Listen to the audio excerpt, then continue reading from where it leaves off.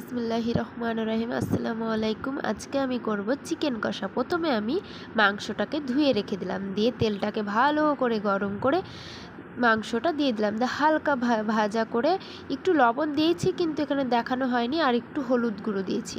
সেটাকে ভেজে নিয়ে তুলে নিলাম। এবার ওই মাংস ভাজা গরম তেলে মাংস যে ফ্লেভারটা থাকে ওটাতে স্বাদ হয়, সেজন্য এবার গরম মাংসতে দিয়ে দিয়েছি আমি কাঁচা লঙ্কা 4টে, কাশ্মীরি লঙ্কা, একটু নুন, ভালো করে ম্যারিনেট করে 15 মিনিটের মতো রেখে দিলাম। এবার ওই গরম তেলে দেব আমি তেজপাতা ফোড়ন দিলাম, গোটা মশলা, পেঁয়াজ কুচি, ভালো করে লাল লাল করে ভেজে নেওয়ার পর দেব আমি আদা বাটা, রসুন বাটা।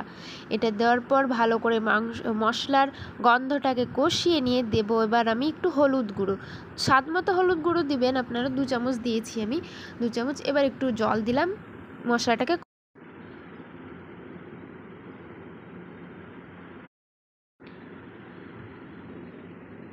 ভালো করে মাংসটাকে কষিয়ে নিয়ে লাল লাল করে কষিয়ে নিয়ে মাংসটা ঢেলে দিয়েছি।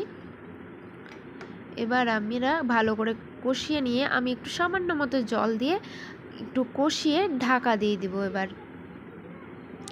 ঢাকা দিয়ে ভালো করে নাড়াচাড়া করে মাংসটাকে সেদ্ধ নরম করতে হবে, যাতে হাত দিয়ে ছেঁড়া হয়, দাঁতের কাজ না লাগে, তাই তো।